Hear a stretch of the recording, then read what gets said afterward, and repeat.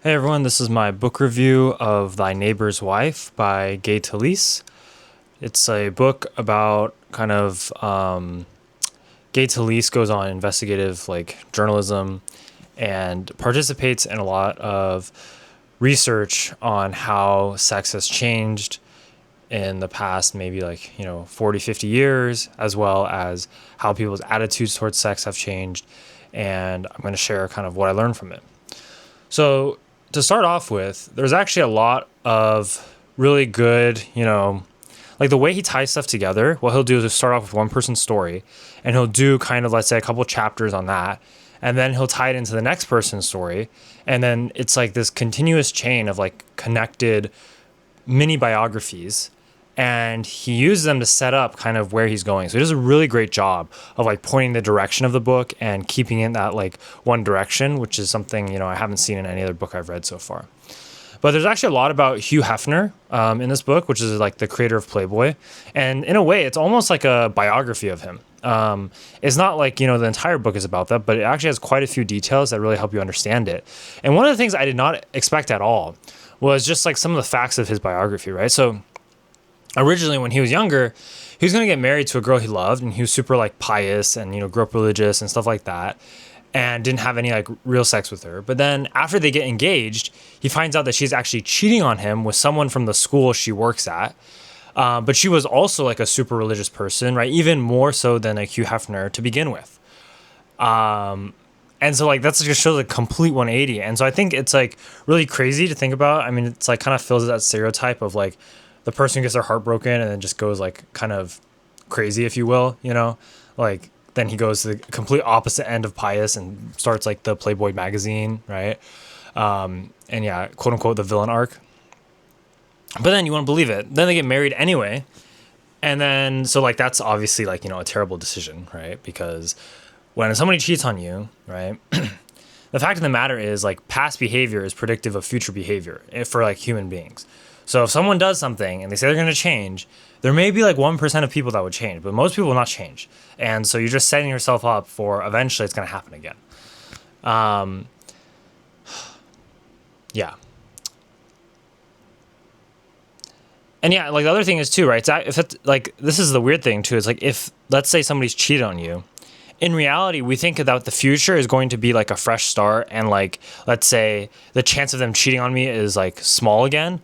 But actually the chance of them cheating on you a second time is probably higher than it was the first time, because given the knowledge of them cheating on you, it's kind of like that Baylor's like probability theorem thing, where it's like given the probability of B given A, right? So it's like the conditions of probability change. I'm not going to go into this too much, but the point is, it's like you can't just assume that, everything's going to be okay. So this book also acts as a history for like porn. And it shows how like America's really strong religious roots have cracked down on any mentions of sexual behavior or images incessantly. But the reality of the situation represents black market dynamics where there still exists a large unmet need, hence the popularity and rise of Playboy magazine. So Playboy magazine was able to flourish because at that same time that it was like starting out, there was a lot of more favorable legislation and people were kind of getting open to it. If he had made that magazine 20, 30 years earlier, he would have just been put in jail. And so as always, it's a lot of hard work, but there's also a lot of luck. And it's important to recognize the interplay between luck and hard work in kind of making someone as successful as they seem. And I also want to talk about like the black market dynamics, right? Whenever there is a huge need that cannot be like met in a legalist way, right? There's going to be a black market that's created. And that's what happened with a lot of these more underground magazines that had a lot of like, pornographic images, was that they would just be like under the counter, so-and-so. So like, that means you would go to a store, it would have to be maybe like a like smaller store, corner store, something, I don't know, like people will know if they know, right? And then you ask them, hey, like, do you happen to have like this and this? And then the owner, of course, is like trying to make a profit. So they know that if they, let's say, have that, right, they can sell it, and it's going to be something like that not every store has, and that will differentiate them. But at the same time, there's a risk, because at that time it was like kind of illegal to sell that stuff. And so anyway, they'd be like, yeah, I have some stuff. And then like you guys kind of like, and then you can have like repeat customers, and it's literally just like kind of drug dealing, right? If you think about it, and the fact that it's taboo, kind of illegal at that time. And I think the really interesting thing is like, this is all like pre-internet, right? So if we connect it to some of the stuff I've read about, like, the issues with internet porn, right? And like how it affects the brain and stuff, it'd be interesting to see kind of his Gay Talese's perspective on that shift too. Okay, one part I was kind of concerned, right? So Gay Talese is very skilled, right? But I was a little bit concerned that he's kind of projecting his thoughts of what other people are thinking and believing onto the page. I know he does a lot of like research. He talks to the people extensively that he's going to write about, and he uses only real names and all this stuff, right? But I have to say, like, some of the parts where he writes the biography, it's kind of like from a first person point of view from that person who he's writing the biography of. And I just don't think that possibly can be accurate. I don't know if it's like part of my, inner Nassim Taleb here that's like revealing this kind of thorn of oversimplifying things. Like, because he'll say, oh, this person felt this certain way. And like, I think he probably did feel that way, but sometimes it's not going to exactly line up. So that's something we need to remember, right? When we have somebody who's like a historian telling us these things, like, it's just fine when they tell us about events, but when they start getting into how people felt at that moment, right? And kind of trying to make this narrative, sometimes to make the narrative, you kind of simplify stuff, because in reality, a lot of feelings are very complicated and they don't fit into a like linear sequence. So that's just one thing I want to be, very clear about this. And something that you should keep in mind if you're going to read this book. Okay, so then we have the Sandstone Retreat, which is this idea that, like, modern society's views on sex and, like, marriage is like inhibiting people. So we need like a free commune of people living together and then everybody just having sex with each other. I don't agree with this idea because, okay, this is bordering on like cult behavior, and I think that it very quickly can have detrimental impacts on people, since you're opening up like what we could say is the deepest part of an individual's identity that has been repressed for a long time. And you're trying to offer a solution which requires, once again, touching that deepest part of an individual's identity, which is their sexuality. So it's kind of like you're saying, oh, the way you view sex is fundamentally flawed, and we're going to fix that by having you, have sex, which I think is just not a great way to like kind of fix that. And the reason why I say not a great way is because it's a lot of like, there's a huge amount of risk with doing that, right? So I think like one of the things I learned from Nassim Taleb, right, is the idea of like a Monte Carlo simulation, where it's like, let's imagine what would happen in a bunch of different scenarios if we like created the same conditions again and again. And it's not like a super official thing. We can just think about this, right? So if we recreate the Sandstone Retreat hundreds of times, right? And maybe we just change like some little detail, but the majority of the way the retreat is structured, all this stuff is just like people come, well, like couples, and then they're unhappy with their marriage life, unhappy with their sex life, and they come, and then everybody just has like free sex, whatever. And then, they open up about themselves, blah, blah, blah, blah, right? I unfortunately think that if we did that hundreds of times, we would get hundreds of cults and only one normal functioning retreat that serves its like claimed purpose, which was what actually happened in real life. I don't really know. He doesn't really go into like what happens to the retreat afterwards, but it's just like for every one successful like retreat that does this, right, there's always going to be issues. Like there's always going to be jealousy. Like even in the beginning, the John Burlow, he literally wanted to kill the guy who created the retreat because he got so jealous. Like, yeah, we're just lucky that he didn't do that, because if he did do that, then like the group would be over, and obviously there wouldn't be this book. But my point is like you're balancing on a knife's edge, and you're trying to make this thing that's like so hyper emotional, touching people's like innermost parts, and can very easily, like, if you want to like there's so many examples of like trauma that are kind of similar to this. Like if you search up, like, I think it was the Ohm Institute or something. It was like this thing where like this like startup tech lady decided that like women's like masturbation health thing was like not met or something, and then so she tried to make this whole startup about it, and then it ends up becoming just like a sex ring, and like she's like now in jail and like all this stuff. So it's just like don't do this, don't join these groups, don't participate in this stuff, guys. It's not worth it, because it's kind of like, I don't know, it's like having sex with a bunch of people unprotected and then hoping you don't get like AIDS. Like, yeah, you should be okay, but like there you could, and like when it does happen, like it's gonna be really bad. So I just view it as like the benefit compared to the risk is just not worth it. Okay, so maybe I'll admit, like, maybe in a perfect world, right, you could remove the structure of society and create a new world like this, something maybe like what Aldous Huxley suggests in Brave New World, right? But I think the reality of the world is that like we're already set in a lot of conventional ways in the US, right? And to remove these conventions fully, completely, like in this kind of isolated enclave of that like retreat, of the sandstone retreat, will lead to a catharsis, right? We're just like, oh, that's great. It's a great catharsis. No. It's going to be too large. It's going to be so large. It's going to destroy an individual, right? And potentially give them like permanent trauma. Because as long as everything goes well, it's fine. But what if like, somebody doesn't want to have sex with somebody else? What if like, they don't feel comfortable anymore? What if something happens? What if there's one bad actor? Like, I think we forget that like you can create trauma out of thin air, and it just requires one simple thing to go wrong. And then it's kind of forever etched in somebody's memory. And because of that, it's like a very, very fine line you have to walk on, or it's a very precarious balance you have to maintain. And so it's just, I just do not agree with it at all. And the problem with the permanent trauma thing is this is very dangerous too, because it can lead to like a downward spiral where they're actually going to be more needy and like scared, and they're going to result in like clinging more tightly to the solution of like free sex, or recover the trauma, and then this may end up further propagating new trauma. Another problem with these cults or communes that practice such things like free sex is it assumes that anything of value will be available to everyone, and this breaks a fundamental law of the world. Right? In groups of lions, there's always going to be the top number one alpha male, and it's a rule of nature that he can get any female that he wants, as well as disrespect any other males that are beneath him, right? So we're going to see a similar dynamic here, where the other men in the Sandstone Retreat group must submit ideologically to the leader, Williamson, who kind of created this whole thing with his wife, Barbara, right?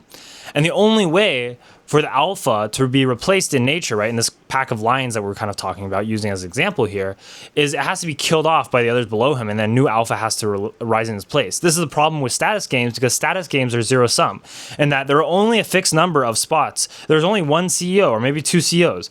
And so because of that, right, you have to either replace that person or somehow, like move them down. There's no way for everybody to be happily the equal, right? There has to be one leader. You look at all these organizations, you look at like communism, right? Communism says like, oh, everybody's going to be equal. Well, no, there's still one leader, right? You look at capitalism, same thing. There's still one leader. And so like, if we go back to this fundamental law of like the world, things of value only go to people who match the value that is there, or like, maybe they manipulate and cheat their way there. But regardless, there's like, usually it's more matching the people who value is there, right? And yeah, there's exceptions, but these are temporary, right? So for example, the son who's inheriting billions of dollars without knowing what to do with it is going to squander it and eventually lose it all in like a matter of time, right? It may take 10 years, 20 years, 30 years, but eventually it probably happen, right? The concept that everyone can have sex with whoever they want elevates the sexually needy men while bringing down women who should hold themselves to a higher standard.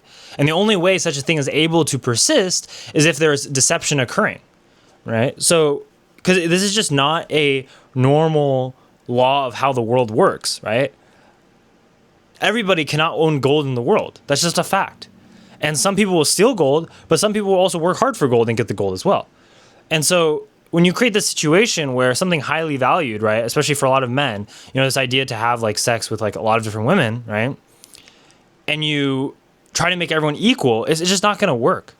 So we see this with the leader, Williamson, right? He has this knowledge of psychology, philosophy, and he reads all these books on these different topics. In my opinion, that makes him a prime suspect for manipulating the feelings of others through this highly emotional medium of sex and sexual desire, right? In this kind of, I'm going to call it a cult, okay? So you think about it, to the men, he's dangling the prospect of lots of sex, right? With like whoever they want. And these like men typically, they're not like celebrities or anything. They don't like have that availability. So for them, it's like something that they would like, is their dream state, right? And then to the women, he's utilizing his intense listening ability that makes people feel truly heard to kind of draw them in. So I'm going to use another example, right? Enron lasted for like 16 years, but eventually went bust because time reveals all these secrets and lies, right? And so like, yes, this Sandstone Retreat may be able to last for like 10 years, 20 years, but eventually there's going to be problems because this is just not how the world can work. You cannot have society function like this, because when you make everybody exactly equal to each other and you take away, the meaning of stuff, like it's just the complete opposite of what human nature is like specifically supposed to do, right? Everybody believes they're special. Everybody believes they should have certain things. You shouldn't just like provide everything for everyone, and so we're all exactly equal. It's just not how it works. I think an easy way to sum this up is that there's always a price for everything, whether it's physical, mental, or emotional, right? people in the Sandstorm Street did actually have to pay money. That's actually a true part, and that's also why like this is kind of could be a scam too, right? This guy's just making a bunch of money off of it too. But there could be huge emotional problems, right? And like a lot of marriages are destroyed in this process. And you could argue, well, they're destroyed before, but I'm just saying I don't think this is like the solution to anything. Okay, I'm going to make a comment on something that happens in the book. So John Burlerow started off as having affairs without his wife knowing. And then it turned out that his wife had an affair without him knowing. And then so when they were in the group, Williamson, the leader, made them confess, made first John confess, and then Judith was like kind of surprised, but then Judith later confessed. And then this was really weird. Williamson made John go have sex with another member of the group while Judith could hear it, which is just like terrible. Judith has this really cathartic experience where she just like, I don't know, screams out. She just like kind of mentally breaks. And then all of a sudden she gets really, really close to Williamson and just ignores her husband. And the crazy part about this is like the husband needs to go back now and take care of the kids, live in the house, and like the wife won't come back anymore, right?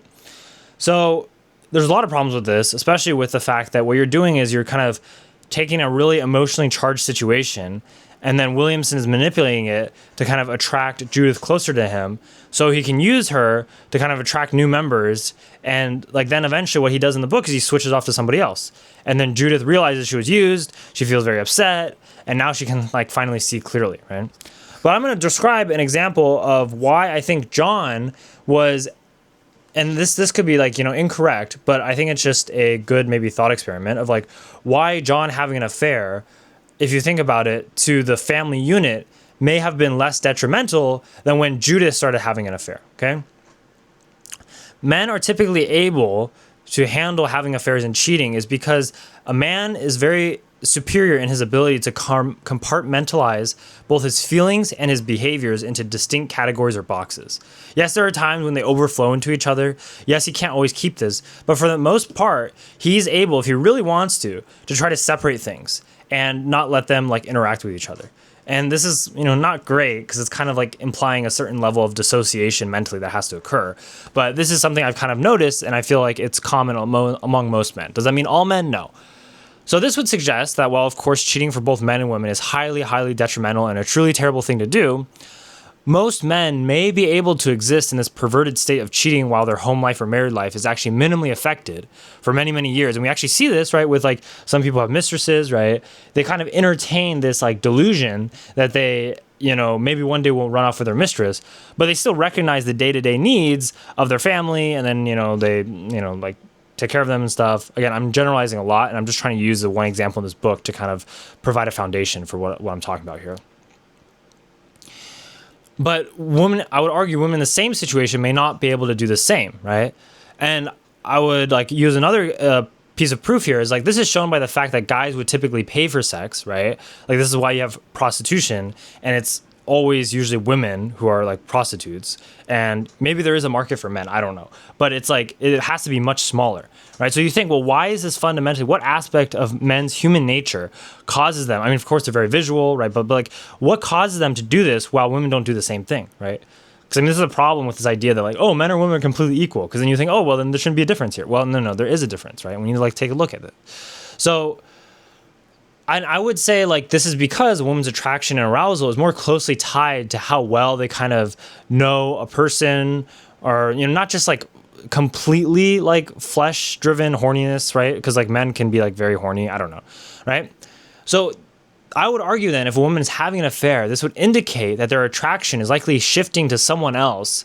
But of course, this could also happen to men, right? So it's hard to make a lasting point about this. But if you use the argument with women, if their attraction now shifts to someone else, then that means that the attraction is no longer, let's say, towards the person they're married with. And this can cause like a lot bigger issues, because when your attraction is like gone, right? Like the marriage can really deteriorate very quickly. And you may also be very, very, wanting to run away with this person. So I know there's a lot of caveats here, but I think the main thing I want to say is like, I think cheating does not have the same impacts. And like it'd be cool to do a study on this of like statistically like who leaves, the marriages the most, if there's any signal in there.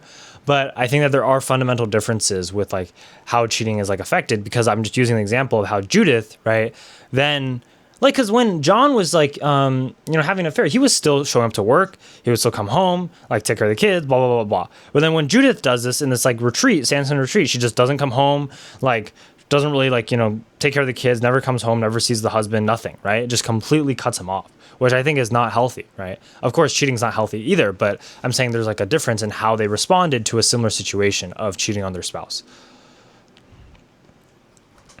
This book also really made me think of the saying that like if you give a man consistent sex, a decent wage, and food, and a place to stay, he'll give up his dreams. I think that's true for 99% of people, but there is the 1% who will struggle and intellectually torment themselves with trying to find some sort of inner purpose, even if they have these needs met. But if you think about this unfortunately is a blueprint to control others, because once you provide those basic needs, you extinguish all other desires to be anything more, since your biological inherent needs have been met. This is a very important tool to placate masses of young men, right, who, if they're not subdued, will cause major issues and potentially overthrow existing social structures, right? I think that like a lot of problems in history have been from just sexually frustrated young men, because they have, if you think about it, they're usually pretty strong. They have a lot of testosterone. They usually don't think very well, but like they know how to like become very angry, and they can just be kind of wild cannons that are just like shooting around all this stuff and cause a bunch of problems. Okay. And so in my opinion, right, widespread hardcore online pornography has done this for many men today, because now it's trying to placate them by giving them,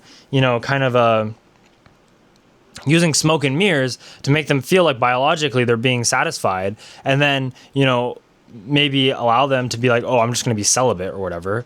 And like, then just accept the status quo, accept how the government is treating them, accept how whatever's happening to them, accept how society's treating them, and not stand up for themselves at all.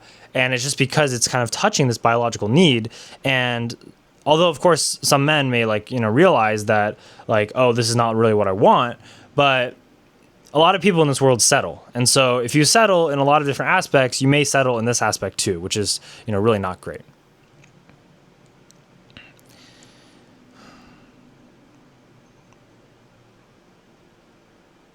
So yeah, and then like later on in the book, like I mentioned, Judith realizes that Williamson, the cult leader, actually used her and is using everyone else to get more people in the community. It's just kind of hilarious because the tables turn so heavily, because Judith was like ostracizing her husband. She's like, you don't understand. Why are you so mean to like, Williamson? I'm just like laughing at this, honestly, but like, why you do this? But and then like honestly, like 3 months later, then like Williamson just dumps Judith for somebody new, and Judith feels completely used, right? And I think she was really too naive to realize that everything comes with a price, right?